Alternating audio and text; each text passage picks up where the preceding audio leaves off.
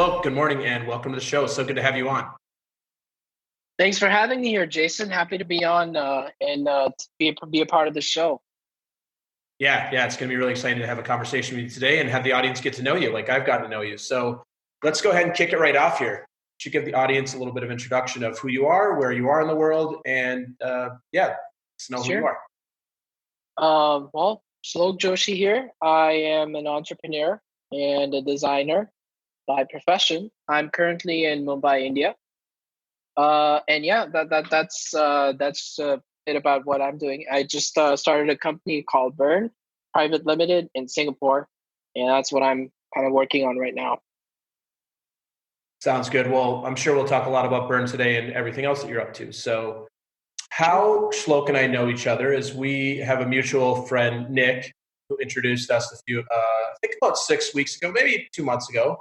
And we've got to know each other. We've actually done a little bit of work together. It's been really nice getting to know you and learning what you're about. And now the audience is going to get to learn a lot of the things that I know about you as well. So a tradition I have on the show, Shlok, is to talk to each other about our first impressions of each other. And since it's my show, you get to go first. Sure. What was your first impression of when we met? And just to clarify for the audience, Shlok and I have never met in person. We've only met over Zoom meetings and audio meetings. So the first impressions of me and knowing that it's just over Zoom meeting. Because he's been in Mumbai the whole time and I have not been there to meet him yet. So that's that. So my first impressions, if I had to put it, is I guess I got the sense that you're extremely patient, and you really cut through the butter and get to where we actually need to be, or what the root cause of the problem is. So if I that's the first thing I got from you, and it was great to have that because that's what I needed at the time. So lucky coincidence. Yeah. Well, no such thing as luck in my opinion, but thank you for saying that. My first impression of you are you're extremely thoughtful and you're a man on a mission. So I know we're going to talk about this today. So it was very apparent to me from our first conversation that you've got a pretty clear vision of what you want to create in the world. Right. And you're very intelligent about the way you go about it. So that was my first impression of you. Okay. Great to hear that. Thanks a lot. Yeah, of course. So let's do it. Are you ready? Sure, I'm ready. Fire away. All right. Yes. So Shlok, first question for you. What is something that you nerd out? What is something that you nerd out about? Oh, okay. Interesting question. What I really nerd out about is video games. Just great pieces of software in general. Anytime there's a chance to do some kind of automation. There's of course science fiction, which I'm a huge deep nerd about, and lastly music. So I guess that's what I nerd out about. Why? Because it piques my interest. They're all actually art forms more than anything. So if you, for example, play a great video game, there's so many things that come together, sort of build a cohesive experience for the user. There's story, there's music, there's all sorts of stuff. Interactivity is another thing. So that's something that I really like knowing more about and just playing in general or enjoying it, the medium in general. Yeah. Video games. I also know about video games. Yeah. Which I haven't talked about on the show before. What's something you've been playing recently or you played over the last year that you really enjoyed? Okay. So I've played 2 games. One of them is this game called Hollow Knight, which is a 2D sort of game. It's an independent game that is made, I think, just by a team of 2 people. It's just fascinating. There's so much depth to it. So it's like Castlevania, if you've ever played that, or Metroid, that kind of game. Super interesting. The other game I've been playing, which really makes me think a lot, is this game called Baba Is You.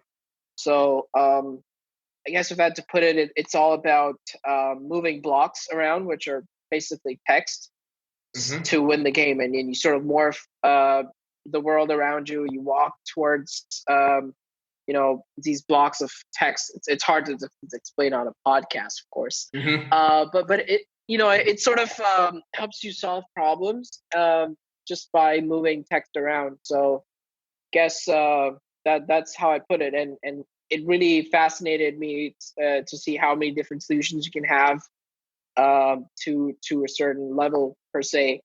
And yeah, I think it's a great introduction to programming for kids too. So I guess that's something that really intrigued me. Oh, very cool. Very cool. Hmm. Yeah, I play quite a bit of video games. So I have played Yeah. Hollow Knight, and I got Uh-huh. through the end, and then I got really frustrated with the boss fight, and I haven't finished it. And I'm Yeah, embarrassed to say that. you just gotta stay at it for like 2 hours if you have that kind of time, Yeah, and that's then the maybe you problem. get it. Yeah, it's just Exactly. patterns. But yeah, that I get what you're saying. Yeah. That game is hard. Yeah. Yes. Very cool. Very cool. So you're what I heard in all of that is that you're really into like electronics and technology as an art form. Yes, I am. That's correct. Yeah. Which makes sense about what you're doing today, which we're going to talk about with Bern. Sure. That makes total sense. So Yeah. so next question for you.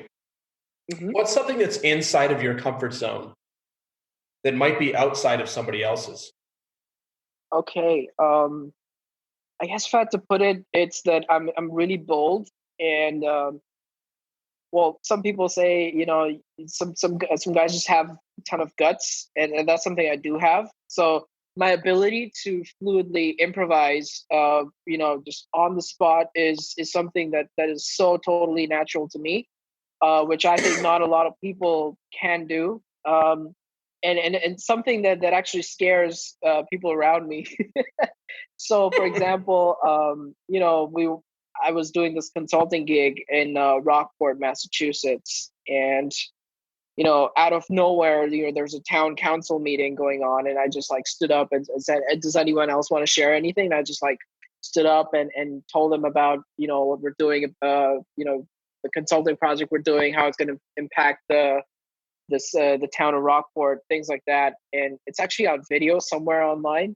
So that was pretty interesting to sort of just be able to do.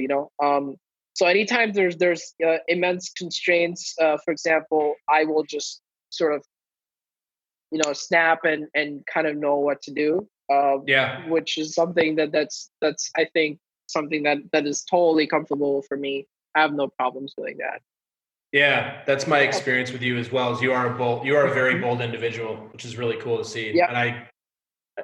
And not, I think the way I would put it is you're not afraid to fail or Yep. like take Exactly. the risk with the possibility that there's a failure, knowing that you'll learn from it and then you move on to you're going to always move on to the next thing. Yep. Good way to put it. Nice. So Yep. now Uh-huh. reverse that question. So what's something that is Okay. outside of your comfort zone that might be inside of Mm. somebody else's? Okay. That's so. I'm not organized at all, and it doesn't come across as that in any way. But I have a really hard time paying attention to what I need to do, because I'm kind of in my own world, if that in a way. So if I didn't have my computer, I don't think I'd be very productive at all because I'm just doing what I need to do. So I what I do now is, yeah, just have a rigorous calendar that I follow every day, and abide by the minute. So Mm-hmm. that's something that sort of really helps me. And yeah, I mean that's what I learned in my last startup is, if anything, just be more organized. So that's the thing you get for working with consultants. So that was something which was much needed. Like, what do I need to do today? Just organize everything.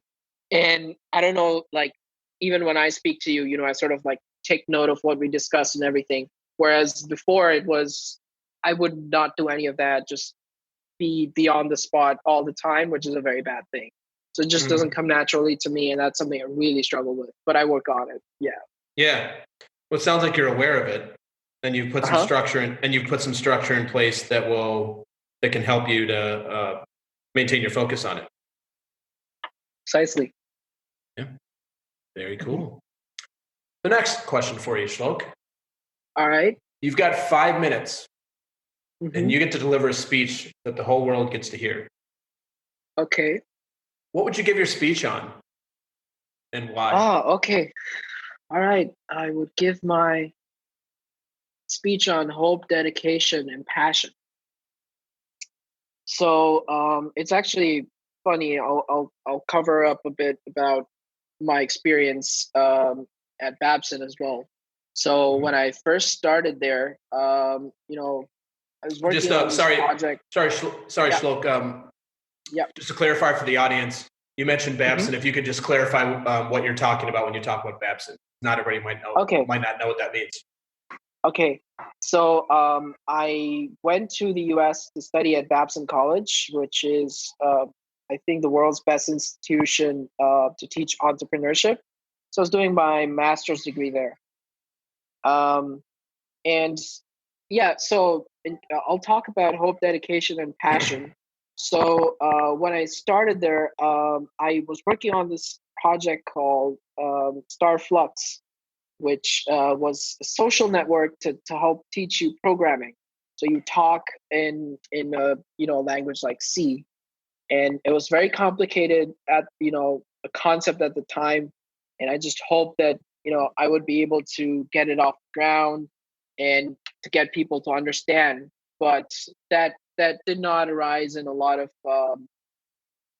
uh, you know interest, or it was just so hard for me to explain that I didn't focus on any other things. So I of course I didn't get picked for the pitch competition I gave, for example.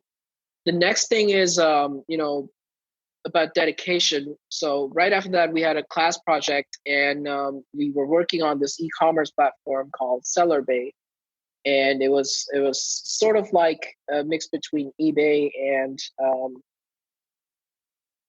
just a very very simplified version of eBay. So if you want a yo-yo, you just type yo-yo, and then you get a recommendation based on your budget. And the thing is, we had all the sort of right things to make that go to the next level, but we couldn't do it because none of us were truly dedicated. None of us felt like we were really putting everything we needed to in order to get something out of it. So we failed immensely, and we were like the one startup out of 14 that was not doing any good at all. And then that Yeah. leads into the third story where we just decided to get together and decide what we're passionate about, and that's where sort of that idea of Bern came in. So we decided, well, what if we could change a life with by teaching someone a simple skill that they can use in their life to probably get a better job.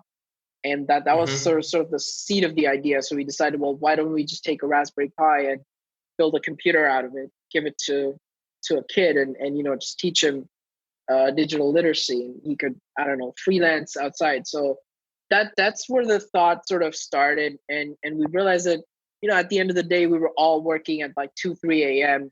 on a regular Yeah. college day trying to work on this problem, and Oof. we just decided we were so passionate about it. So that's what sort of led to one thing led to another, and it is where it is today, I guess. um, but if I had to say something to people across the world is, um, I wouldn't want you to have hope that your startup's going to be successful. I wouldn't want you to dedicate your life to something that doesn't mean anything. I just want you to be passionate, because when you're passionate, hope and dedication sort of follow and take their place. So I guess that's what I would tell the world. Yeah. No, I love that, Yeah, Shlok. That goes back to what we talked about at the beginning of our impression. You're a very passionate yeah, individual. I'd say I'm a pretty passionate person as well. And I found right. that, yeah, I found that if you have a passion for something, that even if things aren't going exactly the way you'd hope they would, which in entrepreneurship, I think most entrepreneurs would say that's Hmm. almost all the time, Yeah, like almost never goes the way you'd expect it to, that exactly. the passion is the thing that's, yeah, like you said, that keeps you going 2 or 3 in the morning, that keeps going when it doesn't feel like anybody is paying attention. That when Yeah. you're missing, you don't have that big contract you don't have that purchase order from the person that you need to continue the company going, like the passion to just keep after it. And like you said, it sounded like in college you were missing that, and that's kind of why you guys didn't have a lot of success there in the startup world. And now you just keep going and keep going because you have a true passion for what you're putting out there and creating in the world. So really cool. Precisely there. So I mean, it also sort of goes into having, it's talking about what makes an entrepreneur successful, which in my opinion is just the ones who keep at it, and probably passion is the way to do that. So you have that sense of resilience to sort of fight through anything, and that's what passion gives you. Because it's never easy. you only learn the hardships when you're out of college and you're like starting working without a job and trying to make something happen, and then something hits you. So what keeps you going is what makes you a successful entrepreneur, I guess. Yeah, that's been exactly my experience being working for and I've talked about this in the show in previous episodes, but I worked for other companies, large and small, until June of 2019. And I find the same thing running my own business now too, is one, it's a roller coaster and every day's a bit different in terms of the success or your definition of success, but just having that underlying what for, and coaching, we call it your what for. And if you've got a what for, all the rest of the stuff will come and go. But if you've got a what for, it just keeps you going no matter what. I would love to hear your speech. Maybe we'll get to give that speech someday, and you can count me as somebody in the audience for that speech. It sounds great. Sounds great. I'll write it better though. For sure. That's okay. This is an improv speech. You'll get to rehearse and script your next speech. So so this is the part of the show, Shlok, where I'd like if you could just share with us, your journey, anything you'd like to share about your life, what's brought us, what's brought us to here today, and then also what you're up to. So you've alluded to this, or you've spoken a little bit about Bern, but just let the audience know, what's your journey, where's the journey, what led us to today, and then what you're up to.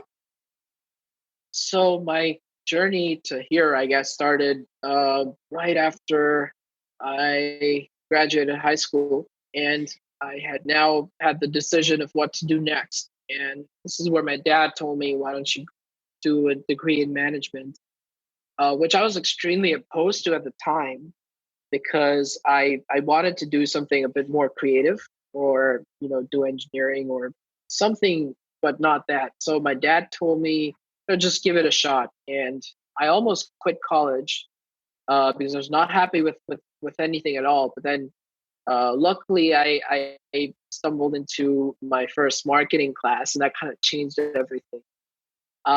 So post that, I sort of started to fall in love with business and management, because I finally figured that yes, you can be creative in business. So that's what sort of started me to get passionate about companies and small enterprises in general.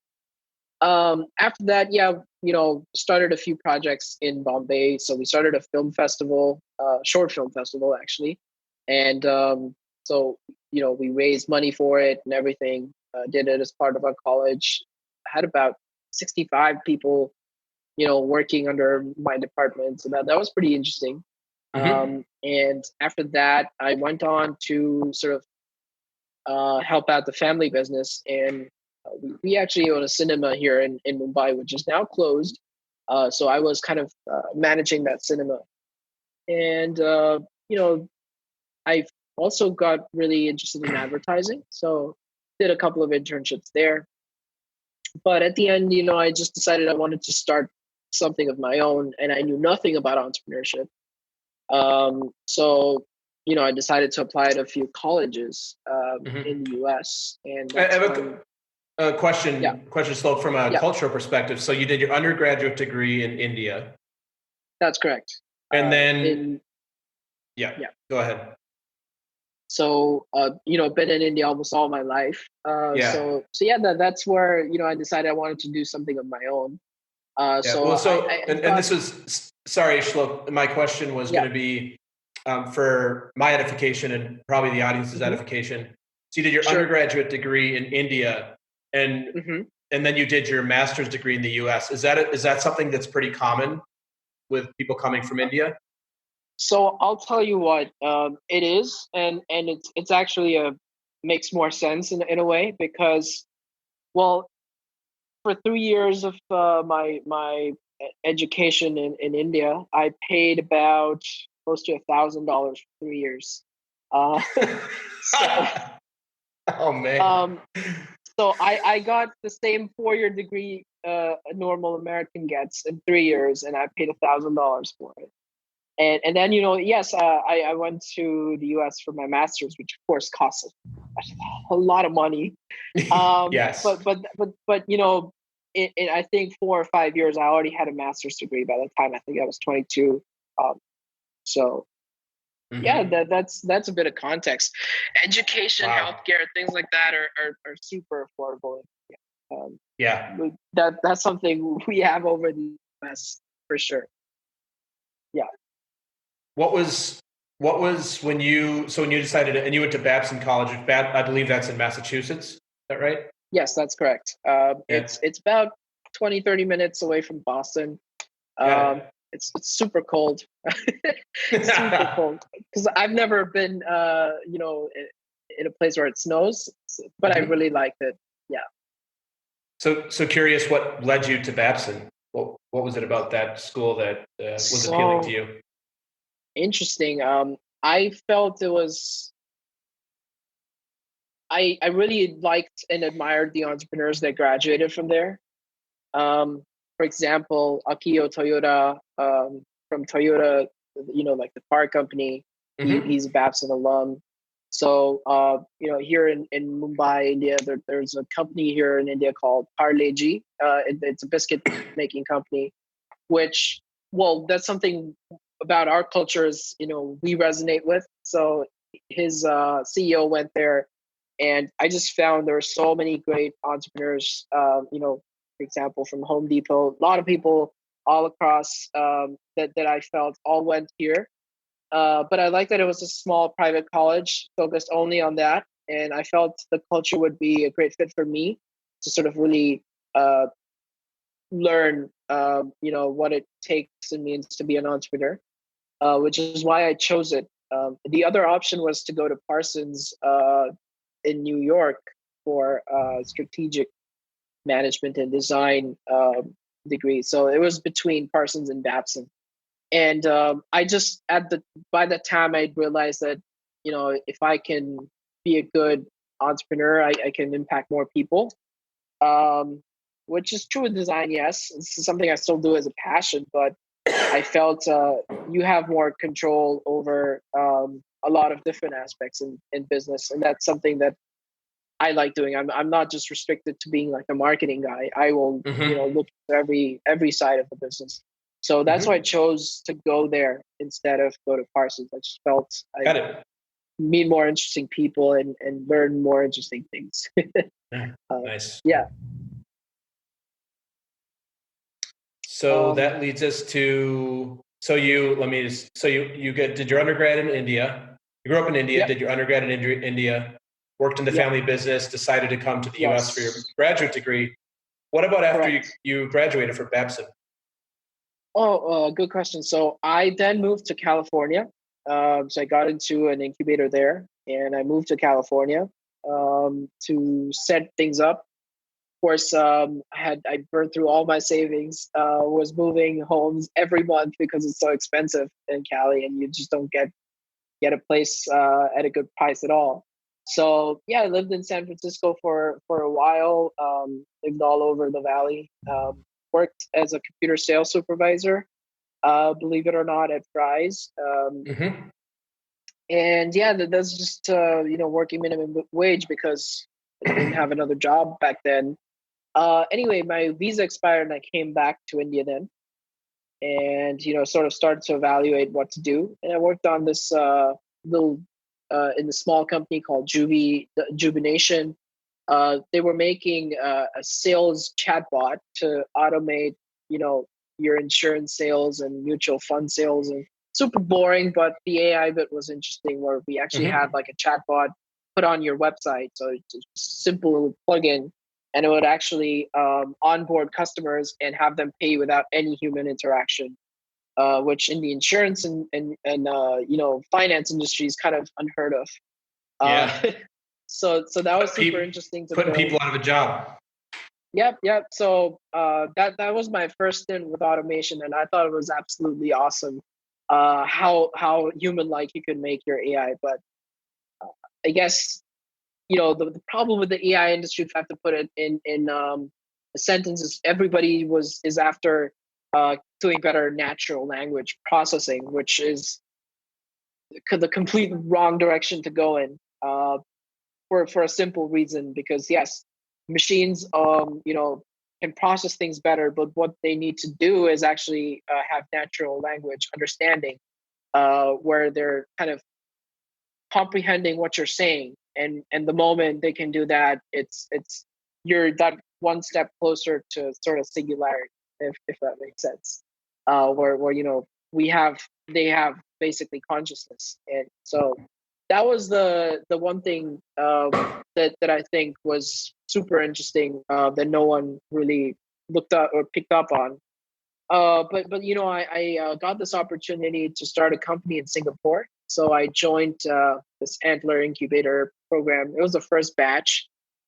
Super cool concept where they give you like $5,000 a month to meet new founders and people, and sort of think if you can build a company together. So that's when I moved to Singapore for that program. So this concept was unheard of. It sounds too good to be true. But yeah. What's paid, yeah, go ahead. Yeah.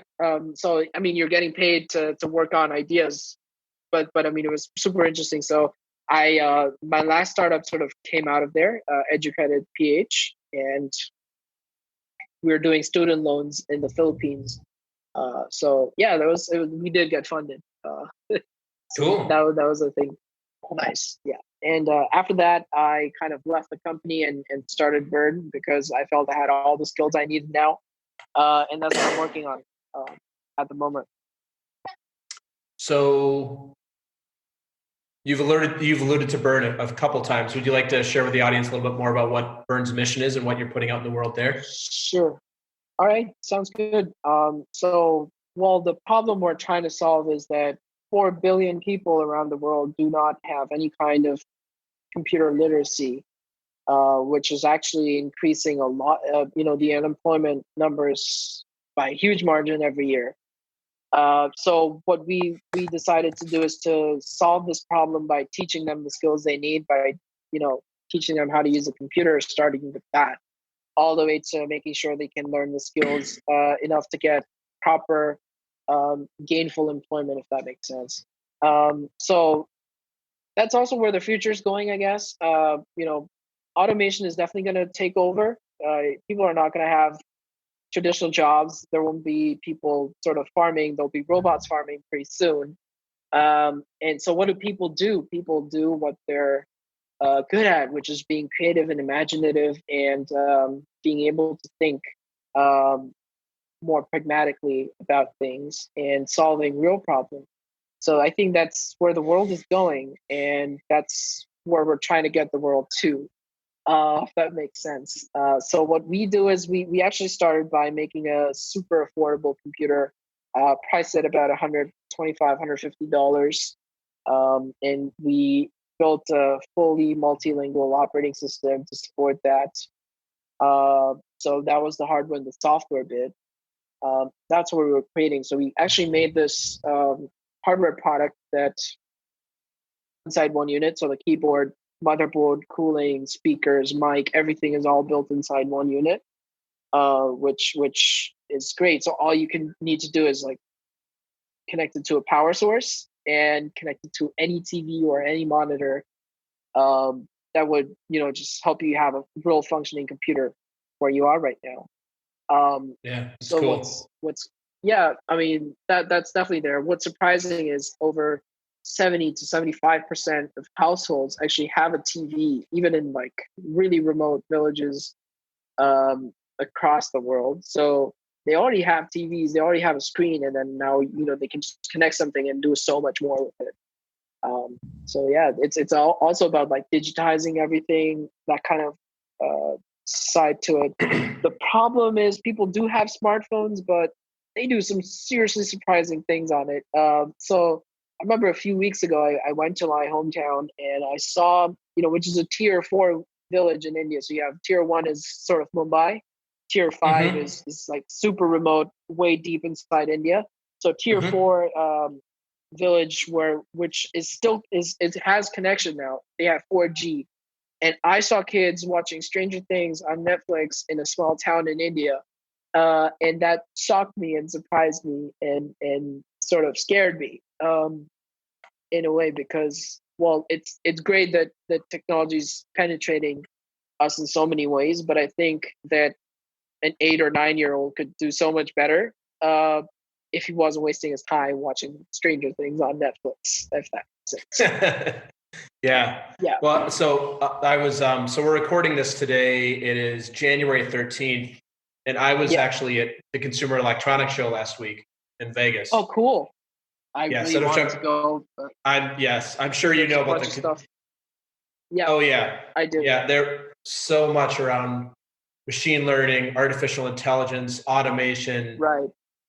Yeah, like things like a lot of it is around smart home. There's a big section on smart home this year. Like like all sorts of things. Like like one I saw, like a smart oven where when you walk in the door, you can if I'm not mistaken, it was a smart oven that actually had a refrigeration unit. So you could put your food in the morning, you leave for work. Okay. And it learns your schedule, or you can, like, through an app, you can say, hey, I'm coming home, and you can turn on your oven remotely. So it's like keeps it cool during the day and then puts in just all sorts of automate. And then you can automate that process. So over time it learns your schedule and just all sorts of crazy stuff like that. So yeah, I'm just thinking about some of the booths that I was visiting and things that I saw. It's all about that. It's all about machines taking over all the mundane tasks in our life, so that hopefully we can focus on the more productive things. But I think for a lot of us, myself included, the less time I have to spend on the mundane tasks gives me more time to play video games or watch movies, or, like you said, watch Stranger Things as well. So, but it's all good. Like, you got to have the balance. You got to have the balance with all of it. Right. Of course. It's always a bit of a double-edged sword, isn't it? Do I need a toaster that knows whether or not I'm happy or sad today? That's one of the things. But I guess that it sort of begs the question. It's not really solving much of a problem. A lot of IoT products I see are not really solving much of a problem. The oven thing makes a bit of sense, but in context, it's just making life way too easy too. Sometimes I think we do have to be a bit more mindful, and this is so contradicting what I'm doing right now, which is strange to say. I guess you do have to be in the moment at times too, and that's there's sometimes a bit of too much tech around us, which is super weird for a tech CEO to say. Yeah. Well, thanks for sharing all that, Shlok. That's really interesting to hear your journey. I've learned a lot about you as well, and that leads to today. And what we're going to do next in the show is we're going to flip the script a little bit. So this is the part of the show where you get to play the host and you get to ask me anything. So sky's the limit. You can ask me anything you want. What have you been wondering about me, my life, my work? Anything you want to know, ask me, and I will answer it. Very likely, I will answer it. There's a few subjects I will refrain from, but for the most part, anything goes. So what would you like to ask me about? Okay. All right. So Jason, tell me, what does success mean to you, and what should it mean to everyone? Ooh, it's a good question, and that is a loaded question. Yeah, it is. So I think we could just talk about it another time. Yeah. Like I've got another episode I'm recording in an hour and a half. So, like, we'll see if I get through that. No. So I want to start with the end of the question, and I wanted success is different for everybody. Yeah. So some people, success means making a lot of money. For some people, success means feeling good about the work they're doing and the things they're putting out in the world. For some, success means having a balance, balancing their personal life with their work life. And for some, I don't think people can really define success, and therefore they let the world define it for them. So I was actually reading this really interesting book yesterday on the plane ride back from Vegas, and they were talking about they're using it. It's a coaching book, and they were using an example of an executive at at an oil company who was wealthy. So he'd done really well. He's in his mid 40s.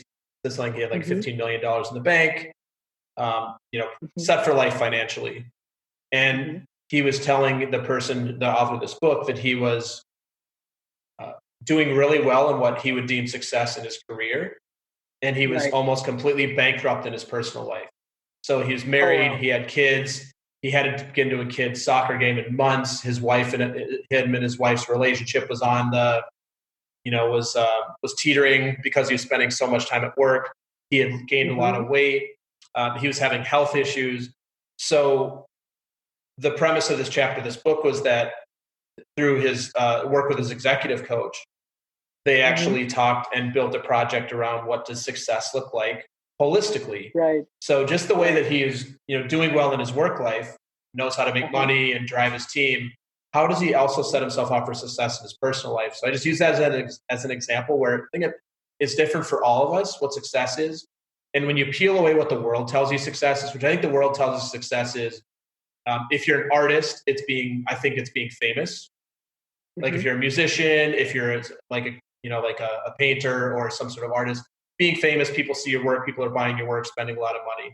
If you're in the business world, I think for the most part, success is either I have a product that's made a huge impact on the world, which by definition usually makes you a lot of money, or I've made a lot of money. I've sold a company, I've IPO'd a company, we've acquired companies, we're big, we employ a lot of people. On the personal side for success, I think the world is a little bit more vague about what that looks like. And for a lot of people, like personal success for me, and so this is like, what does success look like to me? So I'm going to start with my personal life. What success looks like to me is having a successful marriage for the most part, like it's marriage. So there's always going to be challenges as relationships. Having, we have an almost 4-year-old daughter. So having a good relationship with your children and having them learning how to be themselves in the world is what I would deem a success. If you're somebody like me who's very social and very extroverted, having a really amazing group of friends that you can call up and hang out with, party with, have conversations with, which I'm fortunate. I have some really amazing friends. Like I view that for me would be a very success. And then I think for me, the thing that was missing for a large part of my career was, and this kind of leads to work, but it's also a personal thing, is feeling good about the balance that you've got all over the place. So, and I don't know if you've ever felt this way, and I never really felt this way until I started doing my own thing. The balance of where it actually all feels like it's melding together. So in a way, like my life now is like this, like, work-life balance. I don't really believe in work-life balance. I believe in life balance, because your job and what you do for a living is, for most of us now, so integrated with what we do when we're not specifically working. And especially for entrepreneurs, like, as somebody who works with people, I'm working all the time, but I love it. So it's like personal as well. So I get what you're saying. So that balance has lingered on for a little while, and I know what you're talking about. And it's really fantastic when you have that. And I think that's also what I strive for. Sort of, but I completely understand what you're saying. And I think that's a great great way to put it. It does mean different things to a lot of people. And I guess us as humans kind of get preconceived by taking it as something other people judge you by. What is, that's something that does tend to happen. So sticking true to your thoughts and beliefs does help you find what you're looking for. Yeah. And I also think that whatever your definition of success is for you, being the people listening, it's all good. It's all good as long as you have a commitment and a what for it. So I think to me, like money is the main thing of the never ending chase for money. And I worked in sales for 20 years. I get it. There's nothing wrong with that as long as you've got a what for behind it. If you are chasing money for the sake of like making more than your neighbor or having so much money in the bank that, you don't, it's like at some point, it's like, what are you going to do with this money? What are you going to do with it? Like, what do you actually need that you don't already have? And as long as you understand that I'm doing this for more than just money, I think that's totally fine. If somebody says to me, like, I'm just driven by money, my next question is like, hey, that's cool. Like, I love money too. What's your what for? Oh, I just want to have more than the next person, or I want to compete. I want to like show off. Question for me is like, what does that actually provide to you, and what's the reason for that? And if somebody has a reason for it, good for them. Like, I think that's cool. We live in America. I think the pursuit of capitalism and creating money and doing all that is fantastic. I think the challenge is when people, like you said, Shlok, where people just are running after something because they think it's what they should do. We have a funny saying called like, it sounds like you're shooting all over yourself. Like, oh, I should do this. I should make this amount of money. I should go to this school. Yeah. I should date this kind of person. And just being and just instead being comfortable with what actually feels right to you and learning to trust yourself what success means. So I'll give you some examples to wrap up my answer. I'll give you some examples of work I do with my clients and what success looks like to them. So balance, and I mentioned a lot of these, balance in their life. So a lot of entrepreneurs actually go into, so I've got quite a few people that are private clients that are entrepreneurs, and some of them are really happy having a lifestyle business. So for people that don't know, a lifestyle business would be a business that you don't necessarily ever want to sell to another company, or you don't want to grow to a large size or bring it to the public markets. It's just a good business that supports your lifestyle. I have a couple clients just like that, and they have a really cool businesses. And they're like, hey, it generates enough cash for me to live comfortably, and that's what I want. And so for them, that's success. They're not interested in IPOing or getting acquired. I have other clients who work for companies, and their definition of success, or what we work on together, is actually being happy with where they're at in their career, or if they're not happy with their career, like what are they striving for next and working towards that. So for them, success may be, hey, I'm at a level 5 and getting to a level 7, which equals more money, more responsibility, would be what I would define as success. And then I've got clients where success would be, they don't like what they're doing.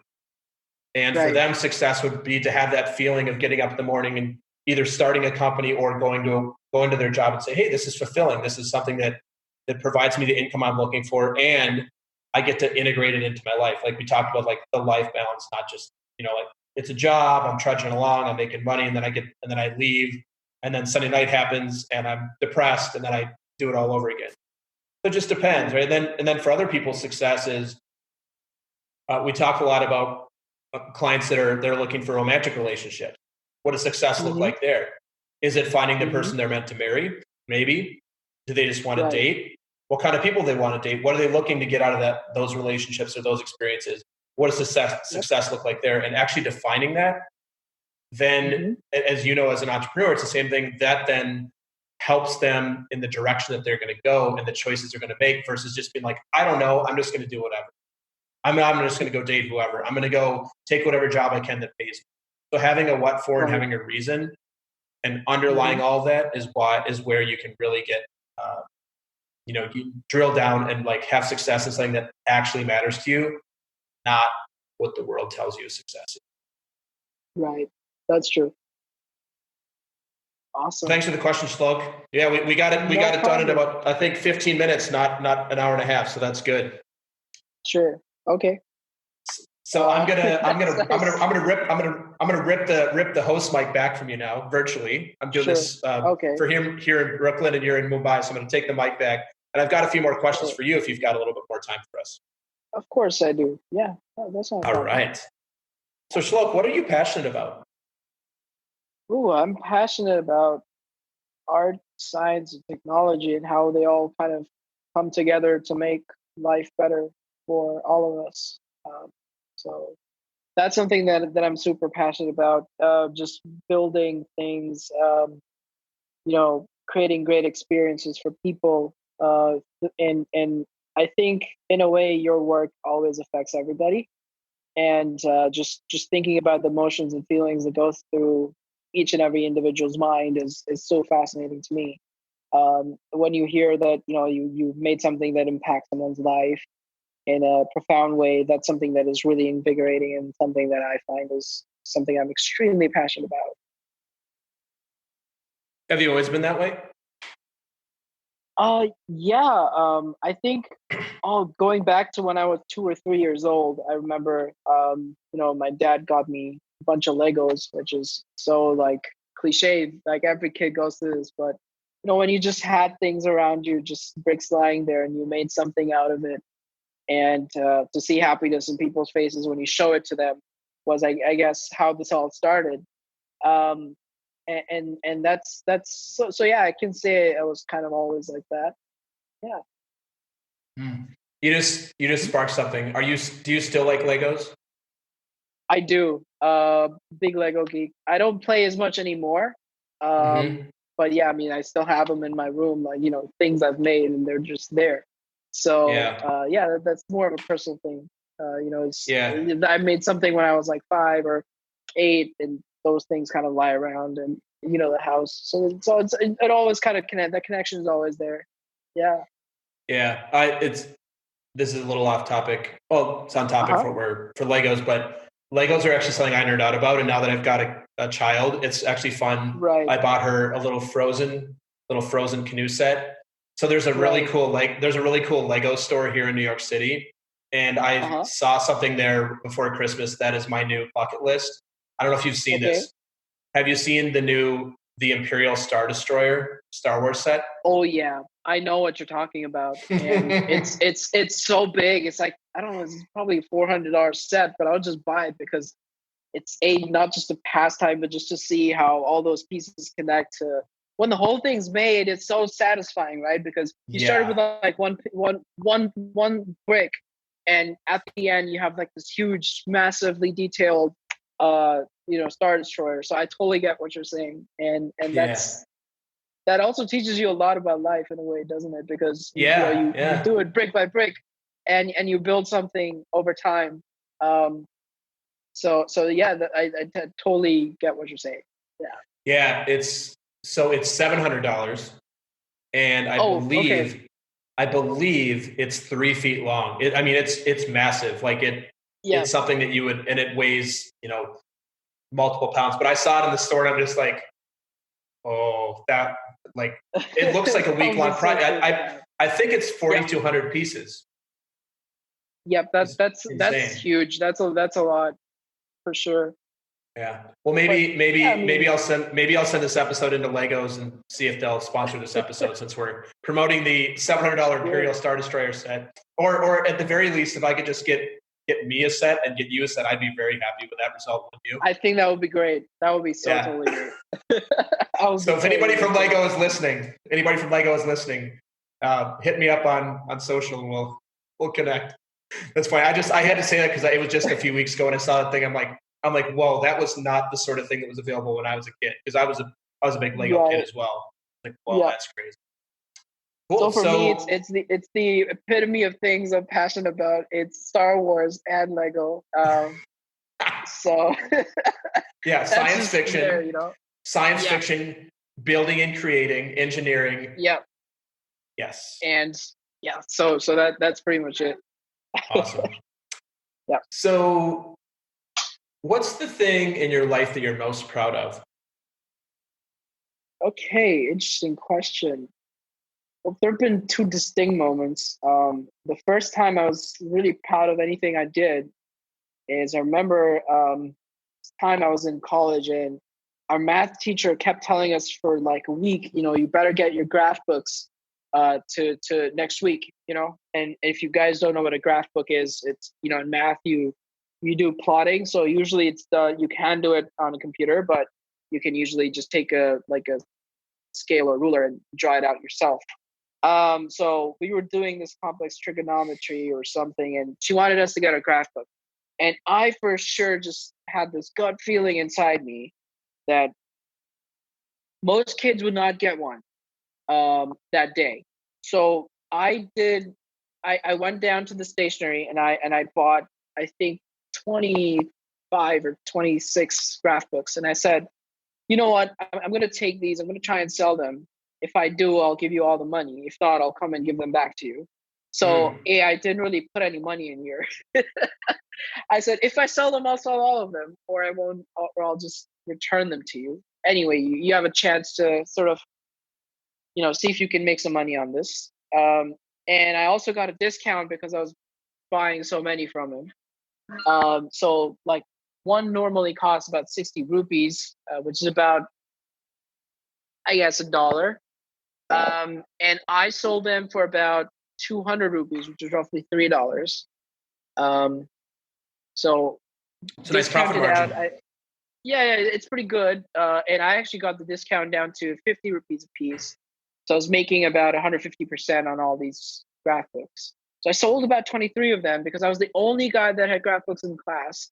I realized that there was a need that people had to do. They couldn't go out of class and go buy one. And, they were going to get thrown out of class. I don't know. So that sort of, I think I really capitalized on that opportunity. And I made it a total win-win for me. And despite what might happen. So if I don't sell them, I'll just go give them back. I didn't put any money in there. I was so proud of myself in that moment.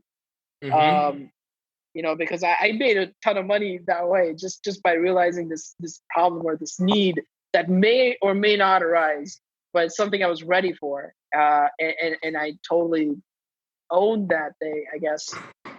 So yeah, I just had so much money, went back, gave back, I think 3 graph books back to the guy that didn't sell, and paid him for the rest of the books and pocketed the rest of the cash and had a great time. So I guess that's the time I was most proud of myself. Yeah. Very cool. Yeah, it sounds like you good market timing. Yeah, that's what I thought. I have something in it to be an entrepreneur, I guess. Yeah, that's super cool. Very nice. So I'm gonna take the conversation with this question a little bit different, a little bit vulnerable for you, if that's okay. And knowing you, I think this will be totally fine. What's something that you're afraid might actually be true about you? Oh, okay. That I have an imposter syndrome. I guess that's something that might be true. I don't know. That's definitely one of them, and probably the second one is that I actually am a jack of all trades. Believe it or not, I still haven't found out what I'm actually really good at or better than everyone else at it. That one thing I should really focus on. So I do all sorts of things. Like I play 3 instruments. I can dance, I can sing, I can, act, I can shoot a video, I can do everything. And sometimes, yes, I know a lot about everything, but I don't think I'm an expert at anything, which is definitely there. But that's something I embrace because this gives me the chance to sort of see how things kind of meld together and how there's cohesion and everything around us. So I guess that's what makes a good manager when he just can get people, get all sorts of departments to sort of make something and that works. Or an entrepreneur when, everything kind of lines together and it's all working in cohesion. So yeah, I guess that's a good thing and a bad thing, but it's definitely something I'm afraid might be true. Yeah. So the second part of the question, which you kind of already answered, is what do you do to compensate? And so what I heard in your answer is that because what might be true is that you're master, the term like master of none. Yeah, that's true. So because and we're not talking about the Aziz Ansari show, but we could. I love that show. Right. But, if we're referring to what you're afraid might be true about you is that you're a master of none. Yeah. What I heard in the way that you compensate for that is you try a lot of things. Yeah. And get good at a lot of things. My guess is if I was to hear you play those instruments or hear you sing, and no, I'm not going to ask you to sing on the show today, but I kind of want to, but I'm not going to. No problem. that I'll bet you're pretty darn good. So you may want to take a look at giving yourself a bit more credit, that perhaps you are closer to mastery in something that you do than you give yourself credit for. Or maybe the reason that you tell yourself that you're not really good at anything yet is so it keeps you driving, keeps you driving in those things, keeps you achieving in those things, which makes complete sense to me. Yep, that strive for perfection is there. So I don't know. Talk about after 30 years and then see. Yeah. Well, yeah. Maybe we'll have you on the show again, and you can do some singing for us, and maybe I'll include a clip of you dancing to prove that what you say is true. Sounds good. So we're almost at the end of the show today. So I've got a few more questions for you. So, or not really a question. I'd love if you could share with the audience as we wrap up here your general philosophy on life. Okay. My general philosophy on life is, I guess, just don't ever try to harm anyone in any way. Always have the best of intentions. Try to put yourself in the other person's shoes to really see what they're all about and why they're saying or doing what they're saying or doing. If that makes sense. And just, I think, find what again, you talked about this.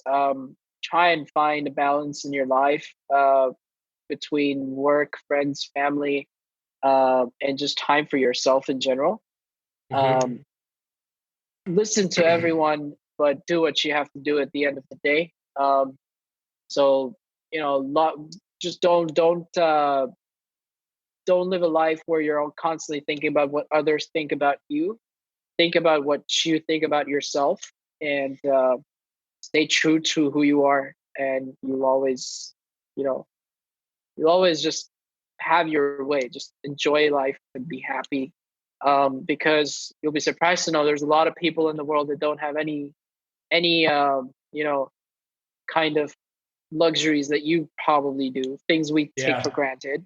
And so just be happy with what you are and what you have and those around you. Yeah. Beautiful, Shlok. Thanks for sharing that. Yeah. You and I are kindred spirits with that philosophy. Yeah. There's always more. There's always more to achieve and strive for. There's always more to go get. And there's always a million reasons to be grateful at the same time. Thanks for sharing that. Yeah. Of course.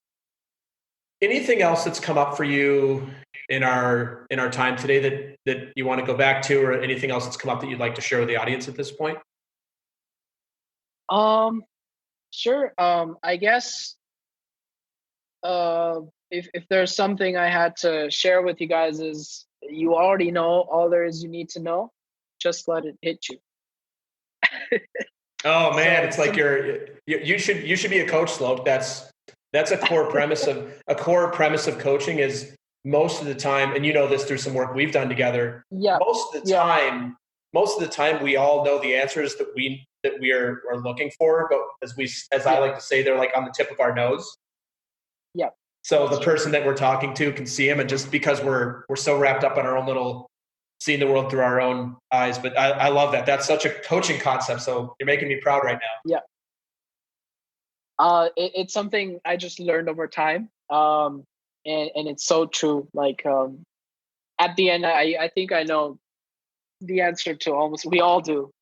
It's whether or not we want to face it and whether or not we're ready to accept it, or we just need to hear it from someone else. So yeah, I guess that's what I'll leave it at. Awesome. Well, I'm sure when the audience hears the episode, they're going to want to connect with you, learn more about you. Where can anybody who wants to, where can they connect with you and find you? Sure. So good thing is you just need to remember my first name and last name. So SHLOK JOSHI. And so my email is shlokjoshi@gmail.com. That's been around for years. If you want to find me on Twitter, just do twitter.com/my first name, last name. Same with Facebook and pretty much every social network out there, except for Instagram. But yeah, so I guess email is great. I'm almost always available on email. So that's the best way to connect with me. Yeah, so I guess I'll put it at that, and happy to help in any way I can. I don't really like saying no to anyone who asks for help. So yeah, I'd love to assist in any way I can. awesome. Yeah. Well, thanks for the offer, Shlok. I'm sure people will take you up on that. And to wrap up the show for today, love if you would leave us, myself and the audience, with some words to wisdom. And these words of wisdom should fit on a Post-it note, or at the very best, like a large font computer desktop. So something people can take with them, stick it on their computer. Okay. Words of wisdom from Shlok. We'll leave us with that. Okay. Since a Post-it note, I'll try to do something interesting. On the front, get creative. On the front of the Post-it note, I would tell you to raise the rest of the world to meet you. What that means is, if you do believe in yourself and how good you are, you can actually bring people together to sort of your level. If I put it at that, really think that you believe in yourself, I guess, and believe that people can definitely come up and sort of be on the same level as you. So do hold yourself to high standards, and I think the world would all be a better place. On the other side of the Post-it note, I would tell you is, what's the best way to put this on a Post-it note? Those who don't stand for something fall for anything. I guess is what I'll leave you at. So if you really believe in something deep, if that will make sure nothing that comes your way will ever sort of make you switch sides or switch over to another perspective. For example, I don't believe in borrowing money from people if I know I can't pay for it. Whatever your values are, just stick to your values, and you'll be true to yourself no matter what. I guess that's what I'm trying to say. Yeah. So, beautiful. Yeah, I'll leave it at that. Yeah. Yeah, I love that. Well, I want to thank you again for being on today. It's been really awesome to have you on. I got to learn a lot about you today, and hope you had fun. And I wish you the very best. It was super interesting. Yeah. Well, I wish you the very best in all the endeavors that you're up to in your personal life, the instruments you're playing, the dance moves you're learning, the singing, the companies you're working on now, the companies you're going to start in the future. And just wish you the best in everything. All right. Thanks so much, Jason. Thank you for having me. It was a real pleasure. Yep. Thank you, Shlok. Thanks for listening to another episode of Talking to Cool People with me, Jason Frizzell. Enjoyed today's episode?